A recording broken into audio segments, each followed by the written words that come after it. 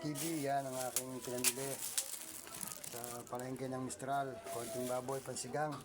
At yung paborito kong tinapa. Tinapakan. Ang paulam namin ngayong hapunan. At mahilig po sa sinigang ang aking apo. Nagsabaw-sabaw. Ayan. Kangkong lang. Saka pinanguha ko na rin yung siling haba ko sa kubo. Ayan. At